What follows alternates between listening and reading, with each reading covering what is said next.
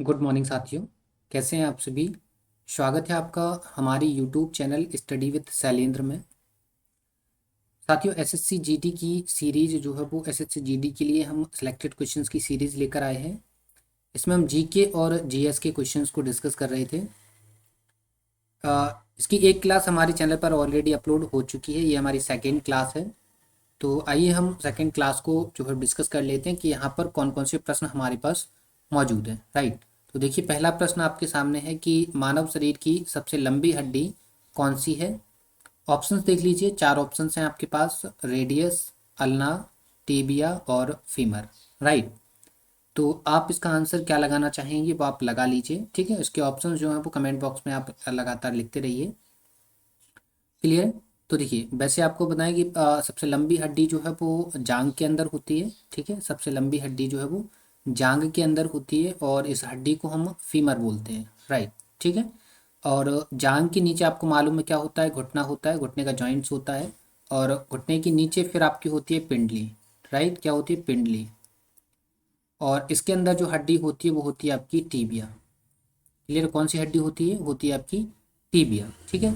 तो यहाँ पर आपको दिख रहा होगा कि मानव शरीर की सबसे लंबी हड्डी कहाँ होती है, जांग के अंदर होती है। और जांग में कौन सी हड्डी होती है, फीमर होती है। तो इस हिसाब से इसका आंसर जो है वो क्या हो जाएगा, फीमर। राइट। तो femur is the right answer. Clear है। टीबिया आपको मालूम चल गया, टीबिया कहाँ होती है, आपकी घुटने के अंदर होती है। और ये ह्यूमन बॉडी की सेकेंड लार्जेस्ट बोन होती है। ठीक है, ये क्या होती है, सेकेंड लार्जेस्ट बोन। राइट, कौन सी होती है, सेकेंड लार्जेस्ट बोन होती है ये। और अगर आप रेडियस और एल्ना की बात करें तो ये जो है वो आपके फोर आर्म होते हैं उनको बनाती है। राइट। ठीक है, तो ये आपके ऑप्शन है। आपको समझ में आ गया होगा कि इस सवाल का क्या, femur is the right answer. Clear. Femur क्या है, आपकी लार्जेस्ट बोन है, लार्जेस्ट बोन है। राइट। देखो यहाँ पे लिखा हुआ भी है कि फीमर जांग की हड्डी होती है, आपके शरीर की सबसे लंबी और मजबूत हड्डी होती है। ये खड़े होने चलने की क्षमता का महत्वपूर्ण हिस्सा होती है। फीमर कई महत्वपूर्ण मांसपेशियां, इट मीन्स मसल्स, रंध्र इट मीन्स टेंडन्स, स्नायु बंधन इट मीन्स लिगामेंट्स, और संचार प्रणाली इट मीन्स सर्कुलेटरी सिस्टम के कुछ हिस्सों को भी समर्थन करती है, इट मीन्स हेल्प करती है। राइट। तो ये हमारा पहला क्वेश्चन था, आपको समझ में आ गया है। नेक्स्ट क्वेश्चन देख लीजिए। यहाँ देखिए, टीबिया के बारे में भी लिख के दिया है कि टीबिया आपकी पिंडली की हड्डी है और मानव शरीर की दूसरी सबसे लंबी हड्डी है। ये आपके खड़े होने चलने की क्षमता का एक महत्वपूर्ण हिस्सा है। राइट। सो ये आपको समझ में आ गया है। सेकेंड क्वेश्चन देख लीजिए। सेकेंड क्वेश्चन है कि सोवियत संघ वर्ष डॉट डॉट डॉट में टूटा था। ठीक है। तो ऑप्शन देख लीजिए, चार ऑप्शन हैं आपके पास: 1880, 1900, 2000 और 1991। ठीक है। देखिए, सोवियत संघ जो है ना वो उस टाइम पे ये टूटा था जब भारत में उस टाइम पे उदारीकरण का दौर चल रहा था। उदारीकरण का दौर भारत के अंदर चल रहा था। ठीक है। और भारत में उदारीकरण का दौर कब चल रहा था, 1991 में। और उसी टाइम पे ये सोवियत संघ भी टूटा था। ठीक है। और सोवियत संघ जब टूटा था तो लगभग नए 15 स्टेट जो है वो बनकर तैयार हो गए थे, या आप बोल सकते हैं 15 कंट्री जो है वो इससे अलग होकर बन गई। ठीक है। तो 1991 जो है वो इसका आंसर हो जाता है। ठीक है। 1991 में सोवियत संघ जो है वो टूट गया था। और कितने भागों में टूटा था, 15 भागों में। राइट। देखिए, इसके बारे में छोटा सा नोट है, क्या है कि सोवियत संघ 26 नवंबर 1991 को विघटित हो गया था और उसके द्वारा उससे 15 नए गणतंत्र बनकर तैयार हो गए थे। राइट। नई 15 कंट्रीज जो है वो बनकर तैयार हो गई थी। आज आप प्रेजेंट में देखेंगे तो यूक्रेन हो गया आपका, और और भी जो तजाकिस्तान, कजाकिस्तान, जो भी काफ़ी सारी जो कंट्रीज़ हैं वो इसी की सोवियत संघ की टूटने से बनी हुई हैं। ठीक है। तो 15 कंट्रीज़ को अगर आपको नाम जानना है तो आप विकीपीडिया पे जाकर इन नामों को जान सकते हैं। क्लियर। नेक्स्ट क्वेश्चन देखते हैं। नेक्स्ट क्वेश्चन देख लीजिए, नर्मदा नदी मध्य प्रदेश में कहाँ से निकलती है। राइट। देखिए, ऑप्शंस, चार ऑप्शन है: अरावली की पहाड़ी से, अमरकंटक की पहाड़ियों से, नीलगिरी की पहाड़ियों से और सतपुड़ा पर्वत श्रेणी से। ठीक है। तो देखिए, ये आपका जो है वो साउथ इंडिया है। यहाँ पर ये जो है आपका, ठीक है, ये आपका मैप है। ठीक है। यहाँ पर ये एमपी है, मध्य प्रदेश में।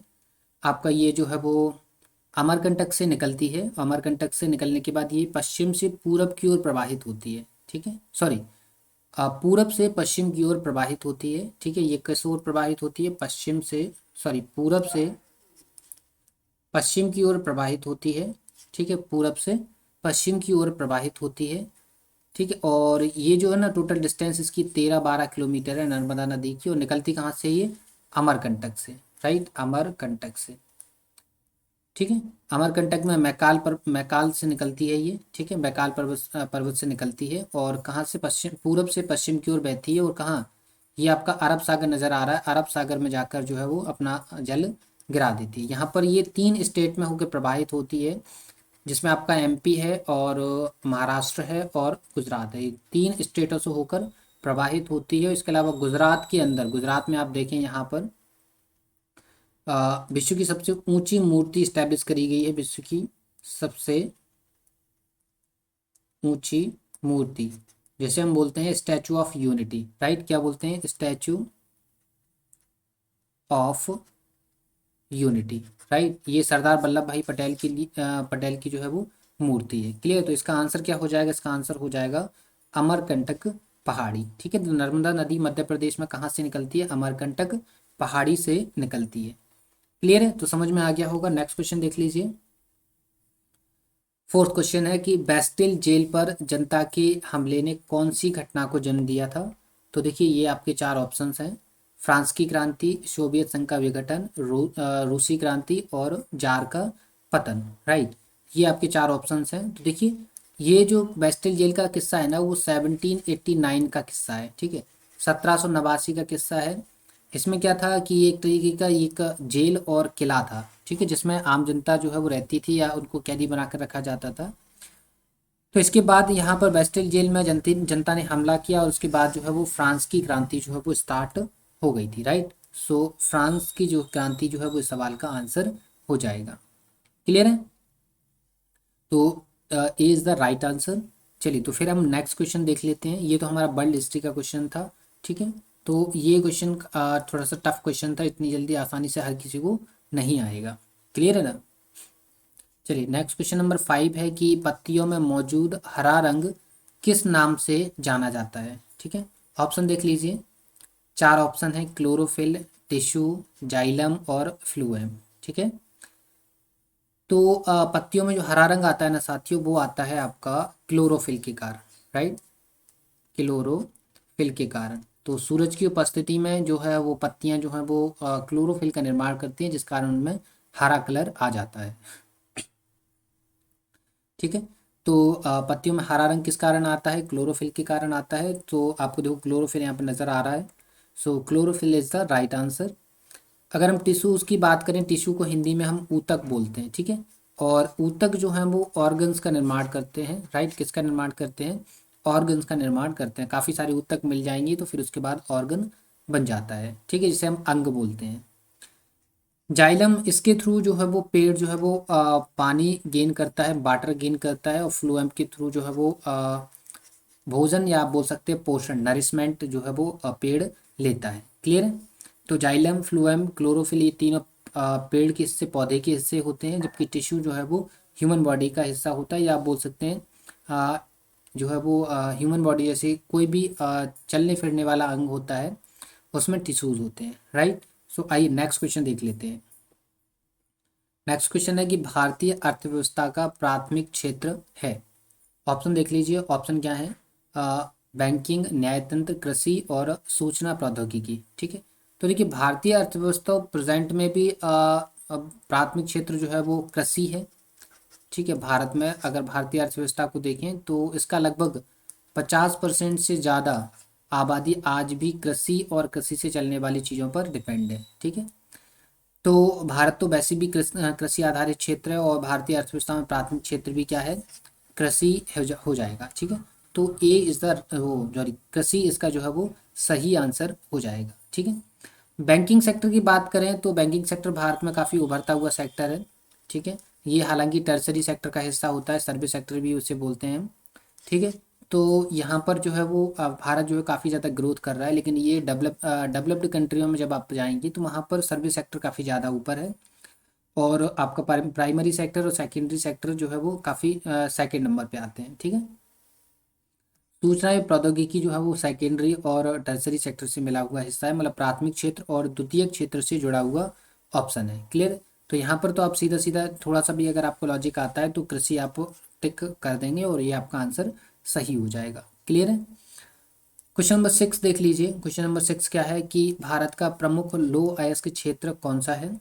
ऑप्शंस देख लीजिए, जिसमें गुजरात, राजस्थान, तमिलनाडु, छत्तीसगढ़ क्षेत्र, उत्तर प्रदेश, बिहार क्षेत्र, उड़ीसा, झारखंड क्षेत्र, ये चार ऑप्शंस हैं। तो देखिए भारत के प्रमुख लो अयस्क जो क्षेत्र है ना, वो लगभग ज़्यादातर जो है वो ये वाले क्षेत्र, ये जो क्षेत्र आपको नजर आ रहा है, इस क्षेत्र में सबसे ज़्यादा आपको जो है वो मिलेंगे लो अयस्क क्षेत्र। ठीक है। तो जिसमें आपका झारखंड शामिल हो जाता है, उड़ीसा शामिल हो जाता है, आंध्र प्रदेश है, तमिलनाडु है, आप आगे साइड आएंगे तो एमपी में सिंगरौली है।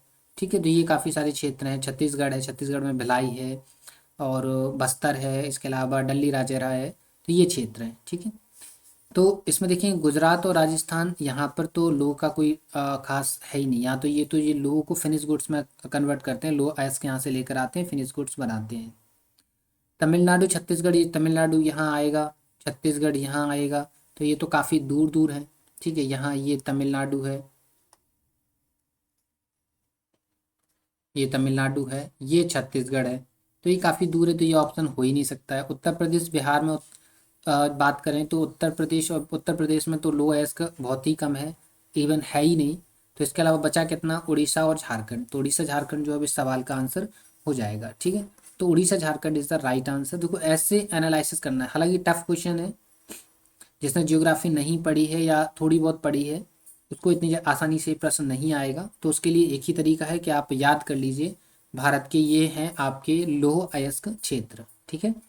आप नोट कर लीजिएगा क्या है, उड़ीसा, मयूरभंज। मयूरभंज आपका झारखंड के अंदर आता है। ठीक है। तो उड़ीसा, मयूरभंज आप बोल सकते हैं उड़ीसा झारखंड क्षेत्र। ठीक है। तो गुरु महेशानी, बादाम पहाड़ी, झारखंड में सिंह भूमि, ये आपके इसके क्षेत्र हैं। छत्तीसगढ़ में डल्ली राजेरा है। कर्नाटक में आपके कुद्रेमुख, बाबा बुदन, तमिलनाडु, केरल, गोवा, महाराष्ट्र, रत्नागिरी, ये सारे क्षेत्र हैं जहाँ पर आपको क्या मिल जाता है, लौह अयस्क मिल जाता है। ठीक है।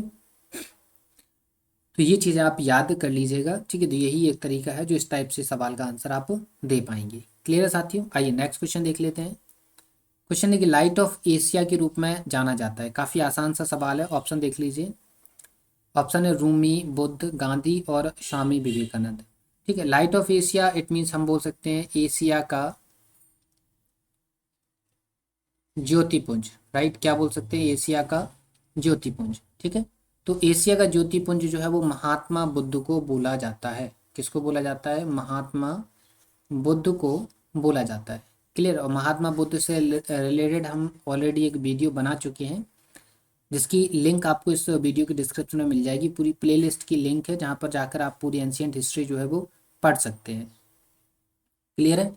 तो तो एशिया का ज्योतिपुंज या लाइट ऑफ एशिया किसको बोला जाएगा, महात्मा बुद्ध को बोला जाएगा। सो बुद्ध जो है वो इस सवाल का आंसर हो जाएगा। क्लियर है। तो उम्मीद करते हैं ये चीज़ें आपको समझ में आ रही हैं और आप खुद को जांच पा रहे होंगे कि आप कितने पानी में हैं, कितना आपने पढ़ा है और कितना आपको आता है। क्लियर है। चलिए नेक्स्ट क्वेश्चन देख लीजिए। क्वेश्चन नंबर 9 क्या है कि तमिलनाडु की प्रख्यात शास्त्रीय नृत्य शैली कौन सी है। ऑप्शन देख लीजिए, भरतनाट्यम, कुचिपुड़ी, कथक, मोहिनीअट्टम। राइट। तो देखिए मोहिनीअट्टम जो है ना वो केरल से है, ये केरल का डांस है। कथक की बात करें तो ये उत्तर भारत में आ जाता है। ठीक है।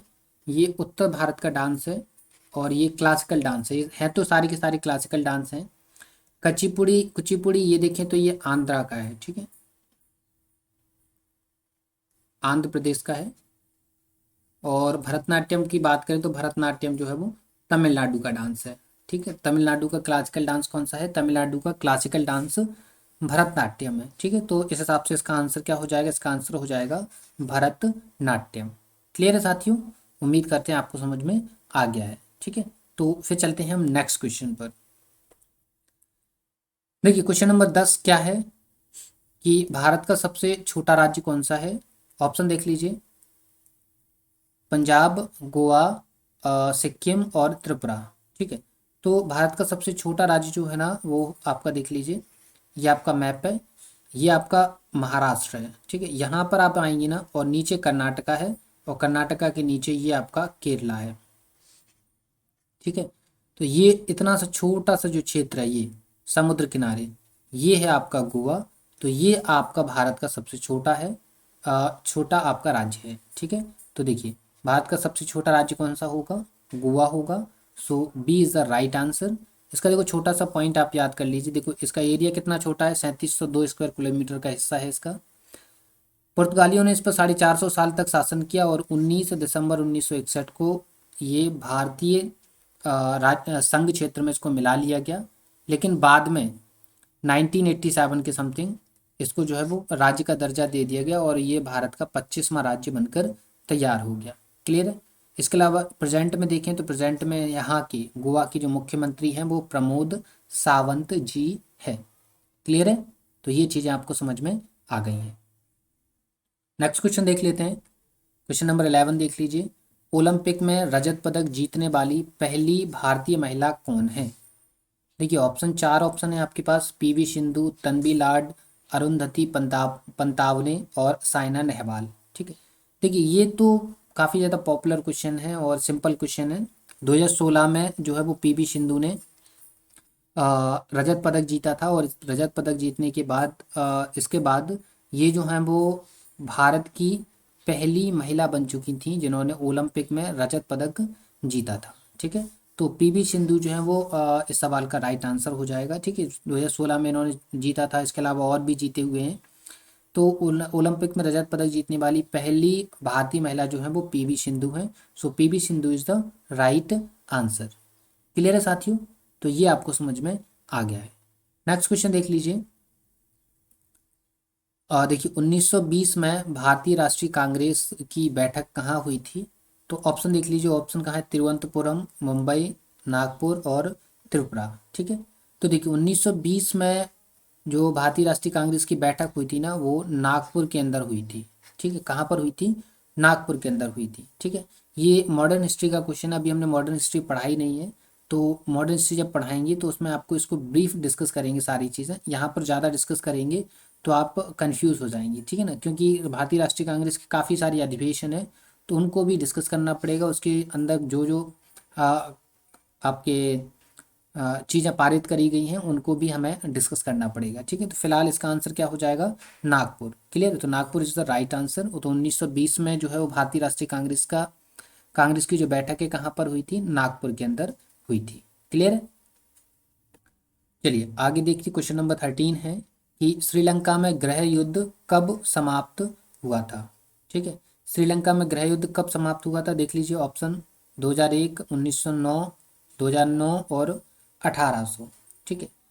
तो श्रीलंका में जो गृह युद्ध है ना ये चल किसके बीच में रहा था, पहले तो ये चल रहा था जो श्रीलंका के मूल निवासी हैं, श्रीलंका के जो मूल निवासी हैं और इसके अलावा तमिल जो लोग हैं, ठीक है, तमिल जो लोग हैं इन दोनों के बीच में ये लड़ाई चलती रहती थी, ठीक है।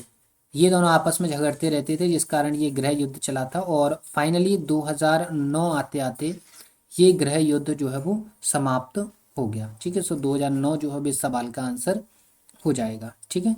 ये वर्ल्ड हिस्ट्री का क्वेश्चन है। तो ऐसे क्वेश्चन जो ना वो हर किसी पे नहीं बनते साथियों, है ना। इनके लिए आपको पूरी तरह मेंटली प्रिपेयर होना पड़ता है, ठीक है।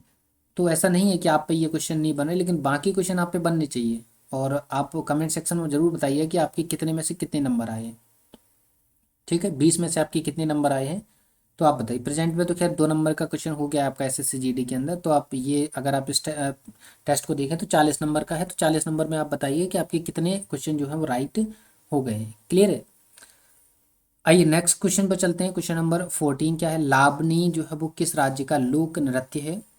देखिए ऑप्शन है बिहार, महाराष्ट्र, गुजरात और राजस्थान, ठीक है। तो लावनी जो है वो एक डांस है जो कि आपका गर्मियों के दिनों में, कब, गर्मियों में जब चैत्र का टाइम आता है ना, चैत्र चैत्र में ये डांस जो है वो किया जाता है। और ये डांस जो है वो महाराष्ट्र का डांस है, राइट। कौन सा है, महाराष्ट्र का लावनी, ठीक है। इसके अलावा देखिए बिहार का डांस की बात करें तो विदेशिया, जट जटिन, झिझिया, झुमरी, पाइका, सामा चकेबा, ये सारे बिहार के डांस हैं। गुजरात का तो आपको मालूम है, गरबा डांडिया काफ़ी ज़्यादा फेमस है। देखिए ये गुजरात डांडिया तो सबको, गुजरात का तो गरबा डांडिया ये सबको मालूम है। लेकिन क्वेश्चन कहाँ गलत होते हैं इस टाइप से, जब ऐसे बीच में से कोई क्वेश्चन पूछा जाए, आपसे बोला जाए झुमरी कहाँ का लोक नृत्य है, तो बच्चे कंफ्यूज हो जाते हैं, क्योंकि ये सारी चीज़ें जो है वो उनको नहीं पढ़ाई जाती है। तो ये सारी चीज़ें स्टैटिक की जीके की क्वेश्चंस हैं, जो आपको खुद से तैयार करने होंगे। तो क्वेश्चंस ऐसे ही तैयार होंगे, आप एक क्वेश्चन लीजिए, उससे रिलेटेड जितने भी ऑप्शन है उनसे जो भी फैक्ट बन सकते हैं उनको बनाइए, ठीक है। राजस्थान की बात करें, राजस्थान की बात करें तो यहाँ का जो डांस है वो घूमर है, चरकुला है, हिंडोला है। इसके अलावा एक और डांस होता है गनगौर है, ठीक है। तो ये सारे डांस जो है वो है। क्लियर, तो इनको आप नोट कर लीजिएगा। और लावनी जो है वो कहाँ का है, महाराष्ट्र का है। क्लियर साथियों, तो ये क्वेश्चन आपको समझ में आ गया है। नेक्स्ट क्वेश्चन देख लीजिए। क्वेश्चन नंबर 15 क्या है कि एक पक्षी जो शांति का प्रतीक है। तो ये तो सिंपल सा क्वेश्चन है, 4 ऑप्शन है आपके पास, कबूतर, कौवा, मोर और उल्लू। तो आप जानते हैं सफ़ेद कबूतर जो है, सफ़ेद कबूतर जो है वो शांति का प्रतीक है। तो यहाँ पे सफ़ेद तो नहीं लिखा है, तो फिर बचा क्या, कबूतर। तो कबूतर जो है वो शांति का प्रतीक माना जाता है। क्लियर है, तभी तो आप देखेंगे कि 15 अगस्त और 26 जनवरी के दिन सफ़ेद सफ़ेद कबूतर जो है वो उड़ाए जाते हैं। क्लियर है, तो कबूतर जो है वो शांति का प्रतीक माना गया है। क्लियर है, तो ये आपको समझ में आ गया होगा। ये काफ़ी आसान से सवाल है, और एसएससी जीडी के जो प्रीवियस पेपर हो चुका है उसके क्वेश्चन, ठीक है, 2018 के पेपर के क्वेश्चन है ये। चलिए नेक्स्ट क्या है कि निम्न में से कौन सा अंतःस्रावी तंत्र का हिस्सा नहीं है। 4 ऑप्शन हैं आपके पास, लार ग्रंथि, एड्रिनल ग्रंथि, थाइमस और पीनियल ग्रंथि। राइट, ये 4 ऑप्शन हैं आपके पास। पहली बात तो आपको मालूम होना चाहिए, आपकी ह्यूमन बॉडी के अंदर, मानव शरीर के अंदर 2 तरह की ग्रंथियां होती हैं। एक होती हैं आपकी कौन सी, अंतःस्रावी, राइट, और एक कौन सी होती है, बहिर्स्रावी। ठीक है, ये अब अंतःस्रावी और बहिर्स्रावी, इस क्वेश्चन का आंसर आप, अगर ये दोनों ग्रंथियां आपको मालूम है या इनकी आपको डेफिनेशन भी मालूम है, तब भी आप इसका आंसर इजीली लगा पाएंगे। ठीक है, तो अंतःस्रावी ग्रंथियां कौन सी होती हैं, अंतःस्रावी ग्रंथियां होती हैं जो अपना स्त्रावण ब्लड में करती हैं। ठीक है, मतलब अपना जो भी रस है वो ब्लड के अंदर रिलीज करती हैं। ठीक है, ब्लड के अंदर रिलीज करती हैं डायरेक्ट, वो आपकी अंतःस्रावी होती हैं। और ये जो अपना श्रावण है वो आपके ब्लड में नहीं करती हैं। ठीक है, ब्लड के अंदर नहीं करती हैं। ठीक है, ये अपना जो रस है वो ब्लड में रिलीज नहीं करती हैं, वो आपकी बहिर्स्रावी होती हैं। ठीक है, जैसे कि आप देखेंगे कि मुंह में जो लार बनती है, जो लार ग्रंथियां मुंह में लार बनाती हैं, वो ब्लड में इंक्लूड नहीं होती है, ब्लड के बाहर होती है, आपके मुंह के अंदर लार आती है। ठीक है, जबकि पेट के अंदर, आपके स्टमक में, आपके माइंड में, मस्तिष्क में जितनी भी आपकी, जैसे माइंड हो गया, स्टमक हो गया, यहाँ पर जितनी भी ग्रंथियां हैं वो अपना जो भी रस जो है वो रिलीज़ करती हैं, वो ब्लड के अंदर रिलीज़ करती हैं। तो आपको ये मालूम होना चाहिए। तो आप देखेंगे कि आपको मालूम है लार ग्रंथि मुख में होती है, तो ये क्या, अंतःस्रावी ग्रंथि नहीं हुई, ये कौन सी हुई, बहिस्रावी। यहाँ पे क्या पूछा है, अंतःस्रावी तंत्र का हिस्सा नहीं है, तो अंतःस्रावी तंत्र का हिस्सा कौन सी नहीं होंगी, जो अपना रस ब्लड में रिलीज नहीं करती होंगी। तो लार ग्रंथियाँ अपना रस जो है वो ब्लड में रिलीज नहीं करती हैं, अपने एंजाइम जो है वो ब्लड के अंदर रिलीज नहीं करती है, मुख में करती हैं। ठीक है, सो इसका आंसर क्या हो जाएगा, लार ग्रंथि जो है वो इसका आंसर हो जाएगा। क्लियर, समझ में आ गया होगा। अब एड्रिनल की बात करें तो एड्रिनल जो है वो किडनी की ग्रंथि है। ठीक है, किडनी में पाई जाती है ये। थाइमस आपके, आप देखेंगे नेक में पाई जाती है। ठीक है, गर्दन में नीचे साइड आप देखेंगे, फेफड़े की ऊपर साइड जॉइंट जो होता है नेक में, वहाँ पर मिल जाएगी। ठीक है, पीनियल ग्लैंड जो होती है ये आपके माइंड में होती है। ठीक है, पीनियल ग्लैंड कहाँ होती है, आपके माइंड में। तो देखो, किडनी स्टमक में होती है, तो ये आपका किस में रिलीज करेगी अपना रस, अपना रस रिलीज करेगी ब्लड में, ये भी ब्लड में और ये भी ब्लड में। जबकि लार जो है वो मुंह में आती है, आप इसको बाहर भी फेंक सकते हैं। क्लियर है, तो इसका आंसर क्या हो जाएगा, लार ग्रंथि हो जाएगा। तो यहाँ से आपको काफ़ी सारी चीज़ें मालूम चल गई कि ह्यूमन बॉडी में 2 तरह की ग्रंथियाँ होती हैं, एक अंतःस्रावी होती है, एक बहिर्स्रावी होती है। अंतःस्रावी ग्रंथियाँ वो ग्रंथियाँ होती हैं जो अपना रस जो है वो ब्लड में रिलीज करती हैं। और बहिर्स्रावी ग्रंथियाँ वो होती हैं जो अपना जूस जो है वो ब्लड में रिलीज नहीं करती हैं। राइट, तो ब्लड में रिलीज नहीं करेंगी तो इट मीन्स वो क्या होंगी, बॉडी से बाहर वाली होंगी, जैसे कि आपकी लार है। ठीक है, तो लार ग्रंथियां जो है वो आपकी क्या होती हैं, बहिर्स्रावी ग्रंथि का बहिर्स्रावी ग्रंथि का उदाहरण है। तो लार यहाँ पे लार ग्रंथि जो अब इसका आंसर हो जाएगा। क्लियर। एड्रिनल ग्लैंड बॉडी के अंदर होती है तो बाहर निकालेगी नहीं, तो ब्लड में ही अपना जूस रिलीज करेगी। तो ये एड्रिनल ग्रंथि, थाइमस ग्रंथि और पीनियल, ये तीनों की तीनों जो है वो अंतःस्रावी ग्रंथियां हो जाती हैं। क्लियर है। आइए नेक्स्ट क्वेश्चन देख लेते हैं, क्वेश्चन नंबर 17। क्या है, डीएनए का पूर्ण रूप क्या है? ऑप्शन देख लीजिए, चार ऑप्शन हैं आपके पास। तो देखिए डीएनए जो होता है ना, डीएनए जो होता है वो इसको हम बोलते हैं डीऑक्सीराइबोज न्यूक्लिक एसिड। ठीक है, तो यहाँ पे ऑप्शन क्या है, deoxy nucleic acid, nucleic acid. ठीक है, तो ये नहीं होगा क्योंकि डीऑक्सी डीऑक्सीराइबोज न्यूक्लिक एसिड। ठीक है, तो यहाँ पे देखो deoxyribose nucleic acid, so B is the right answer. ठीक है, तो ये आपका आंसर हो जाएगा। ठीक है, ये आपका ऑप्शन नहीं है, ये भी ऑप्शन नहीं है। अब अगर डीएनए की बात करें तो डीएनए जो है वो बॉडी के अंदर होता है, जो कि आपकी आनुवांशिक आनुवांशिकता को दर्शाता है। ठीक है, आनुवांशिकता को दर्शाता है। क्लियर। ये जो ना आपका ऐसे करके ऐसे बना होता है। ठीक है, ग्राफ आपका सही नहीं बन रहा है, ऐसे करके बना होता है। ठीक है, बॉडी के अंदर इसमें पीछे बीच बीच में जो है वो न्यूक्लियोटाइड्स बने रहते हैं। क्लियर है। और अगर इसकी खोज की बात करें, डिस्कवरी की बात करें कि डीएनए को डिस्कवर किसने किया था, तो डिस्कवर जो है वो James Watson, right, James Watson और फ्रांसिस क्रिक ने जो है वो इसको जो है वो डिस्कवर किया था, राइट, डीएनए को। ठीक है, चलिए नेक्स्ट क्वेश्चन चलते हैं। नेक्स्ट क्वेश्चन, क्वेश्चन नंबर 18 क्या है, नमक का रासायनिक नाम क्या है? तो देखिए sodium carbonate, hydrogen chloride, sodium hydrogen carbonate और सोडियम क्लोराइड, ये कुछ आपके पास ऑप्शंस हैं चार। तो देखिए नमक का रासायनिक नाम होता है NaCl। Na मतलब होता है सोडियम, Cl मतलब होता है क्लोराइड।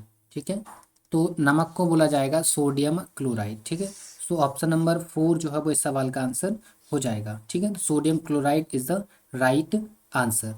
क्लियर है। तो ये क्वेश्चन आपको समझ में आ रहे हैं। ठीक है, आप देख भी पा रहे हों कि आपको कितने क्वेश्चन जो है वो समझ में आ रहे हैं और कितने क्वेश्चन जो है समझ में नहीं आ रहे हैं। ठीक है, उस हिसाब से अपनी प्रिपरेशन करिए। और आपकी कोई भी डिमांड है, आपको अगर कोई टॉपिक चाहिए, स्पेशल टॉपिक चाहिए, जिस पे वीडियो चाहिए, आप कमेंट सेक्शन में मेंशन करिए, आपको उस टॉपिक से रिलेटेड जो है वो वीडियो बता दिया जाएगा, दे दिया जाएगा। ठीक है, अगर कोई डाउट है वो भी डालिए आप कमेंट सेक्शन में, उसका भी आप वो भी डाउट आपका रिजॉल्व करवा दिया जाएगा। क्लियर है साथियों। देखिए क्वेश्चन नंबर 19 देख लीजिए, इंग्लिश चैनल तोड़कर पार करने वाली पहली भारतीय महिला कौन है? ऑप्शन देख लीजिए, चार ऑप्शन हैं आपके पास, सानिया मिर्जा, शिखा टंडन, शिवानी कटारिया और आरती साहा। ये चार ऑप्शन हैं जिसमें से आपको बताना है कि इंग्लिश चैनल तोड़कर पार करने वाली पहली भारतीय महिला। ठीक है, तो देखिए इसमें पहला इंग्लिश चैनल तोड़कर पार करने वाली पहली भारतीय महिला जो है वो आरती साहा जी हैं। ठीक है, ये स्विमर हैं। ठीक है, एक तैराक हैं। ठीक है, इसके अलावा हम अगर शिवानी कटारिया की बात करें तो शिवानी कटारिया भी एक इंडियन तैराक है। ठीक है, इंडियन तैराक है, भारतीय तैराक हैं। ठीक है, और अगर आप शिखा टंडन की बात करें तो शिखा टंडन भी क्या है, भारतीय तैराक हैं। लेकिन सानिया मिर्जा तो आप जानते हैं टेनिस खेलती हैं। ठीक है, तो ये चार, तो आपको ये इस टाइप से भी क्वेश्चंस कई बार बन जाते हैं कि खिलाड़ी का नाम दिया जाएगा और आपसे पूछा जाएगा कि इनका संबंध किस खेल से है। ठीक है, आपसे ये भी पूछा जा सकता है कि शिखा टंडन का संबंध किस खेल से है।